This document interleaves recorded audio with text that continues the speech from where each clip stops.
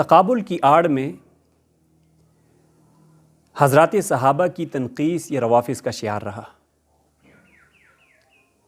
اسی طرح تقابل کی آڑ میں اہل بیت اطہار علیہم الرضوان کی تنقیس یہ نواصب کا شعار رہا ہے۔ شروع سے یہ بات چلتی آ رہی ہے اور ہر زمانے میں کچھ لوگ پیدا ہوئے جنہوں نے حضرات صحابہ کرام رضی اللہ تعالیٰ عنہ اجمعین کا انکار کیا۔ کچھ لوگ ایسے تھے جنہوں نے حضرات اہل بیت علیہم الرضوان کی تنقیس کی اور ان کی گستاخی کی۔ حضرت مفتی ولی حسن ٹونکی صاحب رحمۃ اللہ تعالیٰ علیہ جو بنوری ٹاؤن کے شیخ الحدیث بھی تھے اور محتمم گزرے ہیں، وہ یزیدی ناسبی فتنے کو رفض اور انکار حدیث کا فتنہ فرمایا کرتے تھے۔ یعنی اتنا خطرناک فتنہ ہے کہ جس طرح رافضی حضرات صحابہ کرام رضی اللہ تعالیٰ عنہ اجمعین کی شان میں جو نبی علیہ الصلوۃ والسلام کی روایات ہیں ان کا انکار کرتے ہیں، اسی طریقے سے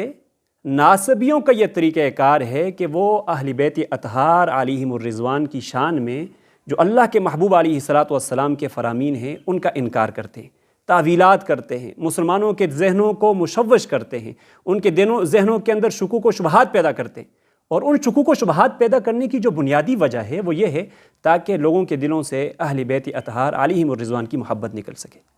ہمارے زمانے میں یہ فتنہ چونکہ بہت عروج پر ہے اور ہمارے بہت سارے اکابر یہ بات فرما گئے اور برحق فرمائی انہوں نے کہ رفض کا فتنہ یقیناً خطرناک فتنہ ہے، اس میں کوئی دو رائے نہیں، اس لیے کہ حضرات صحابہ کرام رضی اللہ تعالیٰ عنہ اجمعین کی شان کو کم کر کے دکھلانا اور ان کی شان میں گستاخی کرنا یہ بہت بڑا فتنہ ہے۔ لیکن ناسبیت کا فتنہ، نواسب کا فتنہ، میں سمجھتا ہوں ہمارے اکابر میں سے بہت ساروں نے یہ بات فرمائی بھی ہے کہ ان کا فتنہ رفض سے بڑا فتنہ ہے۔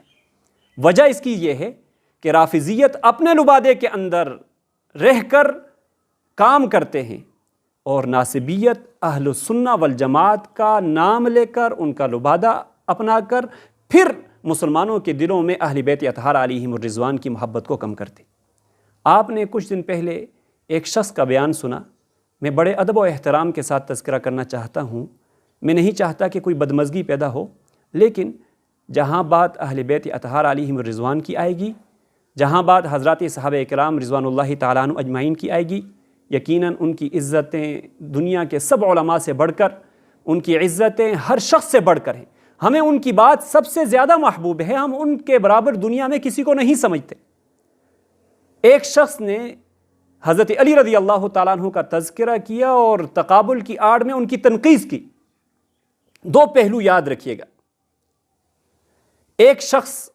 رافضی تقابل کرتا ہے حضرت علی رضی اللہ تعالیٰ عنہ اور حضرت ابوبکر صدیق، حضرت عمر فاروق رضی اللہ تعالیٰ عنہما کا، اور کہتا یہ ہے کہ علی وہ ہے جسے نبی نے بیٹی دی، اور دوسرے وہ ہیں جنہوں نے اپنی بیٹیاں نبی کے حوالے کی۔ یقیناً یہ گستاخی اور بے ادبی ہے۔ تقابل کی آڑ میں حضرات شیخین علیہم الرضوان کی، اور اس کے خلاف مختلف آوازیں بلند ہوئی، کچھ لوگوں نے اس بات کو اچھالا بھی اور اس کی بات کو واقعتاً اچھالنے کے قابل تھی، بات ایسی ہی تھی۔ لیکن اسی طریقے سے ایک سر پہ ٹوپی پہنے ہوئے شخص، اہل سنہ والجماعت کا لبادہ اوڑھے ہوئے شخص، منبر رسول پر بیٹھ کر وہ تقابل کرتا ہے اور کہتا یہ ہے کہ علی وہ ہے کہ جس نے نبی کے گھر سے کھایا، ابو بکر وہ ہیں جس نے نبی کو کھلایا، اور اس انداز کے اندر وہ اہل بیت اطہار حضرت علی رضی اللہ تعالیٰ عنہ کی شان میں گستاخی کرتا ہے، تقابل کرتا ہے۔ میں سمجھتا ہوں جس طریقے سے وہ شخص قابل مواخذہ ہے کہ جس نے حضرات شیخین کریمین علیہم الرضوان کی تنقیس کی ہے، اسی طریقے سے یہ شخص بھی قابل مواخذہ ہے۔ آخر ایسے دو نظریے کیوں کہ اگر کوئی شخص حضرات صحابہ کی تنقیس کرے تو ہماری زبانیں اس کے خلاف استعمال ہوں، ہمارا قلم اس کے خلاف استعمال ہو، ہم اس کے خلاف کوشش کریں، اس کی بات کو اٹھائیں، لوگوں کو بتلائیں کہ حضرات صحابہ کا گستاخ ہے۔ لیکن اس کے مقابلے کے اندر وہ شخص کہ جو حضرت علی کرم اللہ وجہہ کی تنقیس کرے تقابل کی آڑ میں اور پھر ہماری زبانیں اس پر خاموش رہیں، ہم اس پر کوئی بات نہ کریں، ہم اس پر کسی کو کچھ کہیں نہ، ہم اس کی بات دوسروں کو بتلائیں نہ، تو میں سمجھتا ہوں کہ حضرات اہل بیت علیہم الرضوان جو یقیناً یہ سچی بات ہے، وہ ہماری تعریفوں کے محتاج نہیں ہیں، ان کے فضائل سے احادیث کی کتابیں بھری پڑی ہیں، وہ اس بات کے محتاج نہیں کہ میں ان کی فضیلت کو بیان کروں۔ ہاں اتنی بات ضرور ہے کہ ان کی فضیلت بیان کرنے سے مجھے اللہ رب العزت اعزاز عطا فرمائیں گے، مجھے اللہ رب العزت سعادت، یہ میرے لیے سعادت کی بات کہ مجھے اللہ رب العزت اہل بیت اطہار علیہم الرضوان کا خودی خواہ بنائے اور ان کی تعریف کرنے والا بنائے، یہ میرے لیے سعادت کی بات ہے۔ لیکن اس شخص نے ایک بار نہیں، دو بار نہیں، کئی بار مختلف انداز میں، اب ایک موقع پر روایت بیان کرتے ہیں، طبرانی کی روایت ہے، دیکھیے روایت کی سند پر کلام کیا جا سکتا ہے، اس میں کوئی انکار نہیں، آپ کسی بھی روایت کی سند پر کلام کر کے یوں کہہ سکتے ہیں کہ یہ روایت اس درجے کی ہے، کمزور درجے کی روایت ہے، اس کی سند کے اندر یہ راوی ضعیف ہے، یہ سند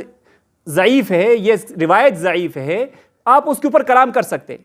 لیکن ان کا انداز دیکھیے کہ روایت یہ ہے کہ نبی علیہ الصلوۃ والسلام کی طرف منسوب روایت ہے کہ جنت کے اندر ایک خوشبو سی اٹھے گی، مہک اٹھے گی اور ایک روشنی سی ہوگی، اور اس وقت لوگ پوچھیں گے کیا ہوا، تو کہیں گے کہ حضرت علی اور حضرت فاطمہ آپس میں مسکرائیں۔ اب یہ روایت کس درجے کی ہے میں اس موضوع پر نہیں جاتا، میں صرف یہ بتلانا چاہتا ہوں کہ اس شخص کی آپ تقریر سنیں، اس کا بیان سنیں، وہ یہ کہتا ہے کہ اگر حضرت علی اور فاطمہ ملے اور مسکرائے تو جنت کے اندر مہک اٹھی، تو نبی علیہ السلام اور حضرت عائشہ مسکرائیں گے تو کیا جنت کے اندر مہک نہیں اٹھے گی؟ ابوبکر کی بیوی مسکرائیں گی، ابوبکر مسکرائیں گے تو کیا جنت کے اندر ایسا نہیں ہوگا؟ یقیناً ہوگا، ہم اس سے انکار نہیں کرتے، لیکن بات اتنی تھی کہ آپ اس روایت کے اوپر کلام کرتے اور پھر کہتے ہیں یہ بالکل گھڑی ہوئی روایتیں ہیں، جھوٹی روایتیں ہیں، ان کی شان کے اندر گھڑی گئی ہیں۔ میں سمجھتا ہوں کہ یہ حضرت علی رضی اللہ تعالیٰ عنہ کو موقع با موقع جہاں ان کا بس چلتا ہے یہ حضرت علی رضی اللہ تعالیٰ عنہ کی شان کے اندر گستاخی کرتے ہیں، ان کی بے ادبی کرتے ہیں اور ان کی تنقیص کرتے ہیں۔ اور اگر جزوی فضیلتوں کو دیکھا جائے، دیکھیے وہ یہ کہتے ہیں کہ یہ فضیلت اگر حضرت علی کے حق میں ہے تو ابوبکر کے حق میں کیوں نہیں ہے رضی اللہ تعالیٰ عنہ، حضرت علی کے حق میں ہے تو عمر کے حق میں کیوں نہیں ہے؟ تو ہم ان سے یہ پوچھنا چاہتے ہیں کہ علی رضی اللہ تعالیٰ عنہ کی تو بہت ساری جزوی فضیلتیں اپنی جگہ پر موجود ہیں، حضرت عمر رضی اللہ تعالیٰ عنہ کی بھی بہت ساری جزوی فضیلتیں اپنی جگہ پر موجود ہیں۔ آپ کا یہ فرمان موجود ہے کہ جس راستے سے عمر چلتا ہے اس راستے پر شیطان نہیں آتا، تو اب ہم پوچھ سکتے ہیں کہ یہ فضیلت عمر کے بارے میں ہے تو ابوبکر رضی اللہ تعالیٰ عنہ کے بارے میں کیوں نہیں ہے؟ یہ فضیلت دوسرے صحابی کے بارے میں کیوں نہیں ہے؟ آپ نے فرمایا میرے بعد کوئی نبی ہوتا تو عمر ہوتا، آپ نے یہ بات حضرت عمر کے بارے میں فرمائی، حضرت ابوبکر کے بارے میں کیوں نہیں فرمائی رضی اللہ تعالیٰ عنہ؟ دیکھیے جزوی فضیلتوں کو دیکھ کر آپ اس بنیاد پر اگر کسی کی تنقید کرنا چاہیں گے کہ یہ فضیلت اس کے بارے میں دوسرے کے بارے میں کیوں نہیں ہے، تو پھر یہ ایک ایسا ماحول بن جائے گا کہ لوگ آپس کے اندر تقابل کریں گے۔ کل خدا نہ خواستہ تقابل کی یہ فضا اگر عام ہوئی، مولوی صاحب یاد رکھیے گا آپ کا گھر بھی جلے گا، آپ کے دامن بھی اس سے نہیں بچے گا۔ تقابل کی جب فضا عام ہوتی ہے تو پھر اس کی آڑ کے اندر بہت سارے گھر جلتے ہیں اور بہت سارے آشیانے خاکستر ہوتے ہیں۔ تقابل اگر آپ کریں گے نتیجہ کیا نکلے گا؟ حضرت علی اور حضرت معاویہ رضی اللہ عنہ کا تقابل اگر کوئی تفضیلی کرنے بیٹھ گیا تو پھر آپ کیا کریں گے؟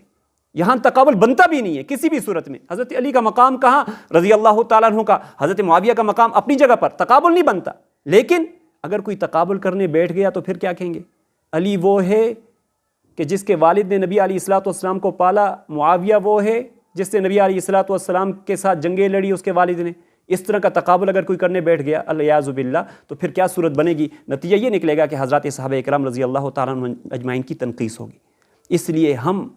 آپ سے یہ درخواست کرتے ہیں آپ حضرات صحابہ کا نام لے کر ان کا ضرور دفاع کریں، اور یہ ایک مسلمان کا فریضہ ہے، دفاع کرنا بھی چاہیے اور ہم بھی کرتے ہیں الحمدللہ حضرات صحابہ رضی اللہ تعالیٰ اجمعین کا دفاع۔ لیکن حضرات صحابہ کے دفاع کی آڑ میں حضرات اہل بیت اطہار علیہم الرضوان کی اگر آپ تنقیص کریں گے تو یاد رکھیے گا مسلمان ہیں دنیا کے اندر، حضرات اہل بیت اطہار علیہم الرضوان سے محبت کرنے والے دنیا کے اندر موجود ہیں، وہ اس بات کو ہرگز بھی برداشت نہیں کریں گے اور کسی بھی صورت کے اندر وہ یہ برداشت نہیں کریں گے کہ حضرات اہل بیت اطہار علیہم الرضوان کی تنقیص ہو۔ حضرت مفتی ولی حسن صاحب ٹونکی رحمۃ اللہ علیہ کا مقولہ میں نے ذکر کر دیا کہ وہ ناسبیت کو کتنا بڑا فتنہ قرار دیتے تھے۔ صرف یہ انہی کا نہیں، بہت سارے اور بھی اکابر ہیں، قاضی مظہر حسین صاحب رحمۃ اللہ علیہ، سید نفیس الحسینی شاہ صاحب رحمۃ اللہ علیہ، مولانا یوسف لدھیانوی شہید رحمۃ اللہ علیہ، ہمارے اکابر نے اپنے زمانے کے اندر اس فتنے کو بھانپ لیا تھا اور وہ اس فتنے کو سمجھتے تھے، اس لیے اس فتنے کے خلاف انہوں نے بھرپور آواز اٹھائی تھی۔ اور آج ہمارے زمانے کے اندر ہمارا لبادہ اوڑھ کر، ہمارا نام لے کر، اہل سنہ والجماعت کا نام لے کر، اور اس آڑ کے اندر وہ حضرات اہل بیت اطہار علیہم الرضوان کی تنقید کریں گے، تو یہ بات قطعاً بھی ہم برداشت نہیں کریں گے۔ اس لیے آپ حضرات صحابہ اکرام رضوان اللہ تعالیٰ عنہ اجمعین کا برملا دفاع کیجئے، ان کے فضائل مناقب بیان کیجئے، لیکن صحابی جو نبی علیہ السلام کی نسبت کی وجہ سے جسے مقام ملا ہے، تو اہل بیت اطہار علیہم الرضوان کو نبی علیہ السلام کی وجہ سے دوہری نسبت ملی ہے، صحابیت کا مقام بھی ملا ہے انہیں، اور نبی علیہ السلام کی گھر والے ہونے کا مقام بھی انہیں ملا ہے۔ اس لیے آپ اس معاملے کے اندر احتیاط کیجئے۔ اور یہ جب انہوں نے یہ سلسلہ شروع کیا، ابھی کچھ عرصہ قبل حویلیہ کے اندر ایک مولوی صاحب بیان کرنے کے لیے ممبر پر بیٹھے تو انہوں نے یہی تقابل کی صورت اپنائی، یہاں کسی اور علاقے کے اندر ایک مولوی صاحب بیٹھے تو انہوں نے بھی یہی صورت اپنائی۔ جب ایک فضا عام ہوتی ہے تو پھر اس کے اندر یہ سلسلہ چل پڑتا ہے اور یہ تقابل کی فضا اب بنتی جا رہی ہے۔ اس لیے ہم درخواست کرتے ہیں علماء کرام سے، ممبر کے وارثین سے، نبی علیہ السلام کے نام لیوا آپ کے ورثاء سے، کہ دیکھیے جو فتنہ ناسبیت کا ہمارے زمانے کے اندر عروج پا رہا ہے، اور آپ نے دیکھا ہوگا محرم الحرام کے مہینے میں عنوان ہوتا ہے واقعہ کربلا، فضائل سنائے جا رہے ہوتے یزید کے۔ میں اس بات پر حیران ہوں اور ان لوگوں کی عقل پر دنگ رہ جاتا ہوں کہ جو کہتے ہیں کہ یہ صحابہ اکرام رضی اللہ تعالیٰ عنہ اجمعین کا دفاع کرنے والا شخص ہے۔ میں آپ سے یہ پوچھتا ہوں کہ جو حضرات صحابہ کا دفاع کرتا ہے، کیا صحابی کے مقابلے میں دوسرا شخص آیا اسے ترجیح دی جائے گی یا صحابی کو ترجیح دی جائے گی؟ معاملہ آتا ہے حضرت حسین رضی اللہ تعالیٰ عنہ اور یزید کا تو دفاع یزید کا کیا جاتا ہے، معاملہ آتا ہے حجاج کا اور اس کے مقابلے میں صحابہ کا تو دفاع حجاج کا کیا جاتا ہے، معاملہ آتا ہے مروان کا اور اس کے مقابلے میں عبداللہ ابن زبیر رضی اللہ تعالیٰ عنہ کا اور دیگر صحابہ اکرام رضی اللہ تعالیٰ عنہ اجمعین کا، لیکن دفاع کیا جاتا ہے مروان کا۔ پتہ یہ چلتا ہے کہ معاملہ صحابہ کے دفاع کا صرف کی آڑ میں، صحابہ اکرام کے دفاع کی آڑ میں حضرات اہل بیت اطہار علیہم الرضوان کی تنقید کی جا رہی ہے اور ان کو کم تر کر کے دکھلایا جا رہا ہے، تاکہ جس طریقے سے رافضی یہ کوشش کرتے ہیں کہ مسلمانوں کے دلوں سے حضرات صحابہ کی محبت نکل جائے، اسی طریقے سے ناسبیوں کی یہ کوشش ہے کہ لوگوں کے دلوں سے، مسلمانوں کے دلوں سے اہل بیت اطہار علیہم الرضوان کی محبت نکل جائے۔ نبی علیہ السلام کی واضح روایت موجود ہے، مسلم شریف کے اندر ہے، حضرت علی رضی اللہ تعالیٰ عنہ خود فرماتے ہیں کہ اللہ کے نبی علیہ السلام نے فرمایا تھا کہ لا يحبنی الا مؤمن، مجھ سے نبی علیہ السلام نے عہد لیا اور فرمایا لا يحبنی الا مؤمن ولا یبغضنی الا منافق، مجھ سے محبت کرنے والا مومن ہی ہوگا اور مجھ سے بغض صرف منافق ہی رکھ سکتا ہے۔ یاد رکھیے حضرات صحابہ کا بغض جس دل کے اندر آ گیا وہ دل سیاہ ہو جاتا ہے، اور اہل بیت اطہار علیہم الرضوان کا بغض جس دل کے اندر آئے گا تو اس دل کے اندر دوہری سیاہی پڑ جاتی ہے۔ اس لیے کوشش اس بات کی کیجیے کہ جہاں صحابہ اکرام رضوان اللہ تعالیٰ اجمعین کا دفاع ہو، وہاں حضرات اہل بیت اطہار علیہم الرضوان کی شان میں تنقیص نہ ہو۔ ہم دو طرفہ یہ بات کرتے ہیں کہ ہم حضرات صحابہ اکرام رضی اللہ تعالیٰ اجمعین کا بھی نام لیوا ہیں، اور اسی طریقے سے حضرات اہل بیت اطہار علیہم الرضوان بھی ہماری آنکھوں کا سرما ہے۔ نہ ہم حضرات صحابہ کی تنقیص برداشت کرتے ہیں اور نہ ہم حضرات اہل بیت اطہار علیہم الرضوان کی تنقیص برداشت کرتے ہیں۔ میں آپ کو ان اشعار کے اندر مخاطب کرتا ہوں اور یہ کہتا ہوں کہ بس ایک بات سمجھ لے بہت کلام نہ کر، بس ایک بات سمجھ لے بہت کلام نہ کر، علی سے جس کو حسد ہو اسے سلام نہ کر، علی سے جس کو حسد ہو اسے سلام نہ کر، میرے رسول کے داماد ہیں مقام تو دیکھ، سبحان اللہ کیا کہنے، میرے رسول کے داماد ہیں مقام تو دیکھ، زبان ادب چلا اس کو تیزگام نہ کر، جو دیندار لگے، مختصر کرتا ہوں، جو دیندار لگے پر علی کا نام نہ لے، جو دیندار لگے پر علی کا نام نہ لے، حسین اس کو بہر طور احترام نہ کر۔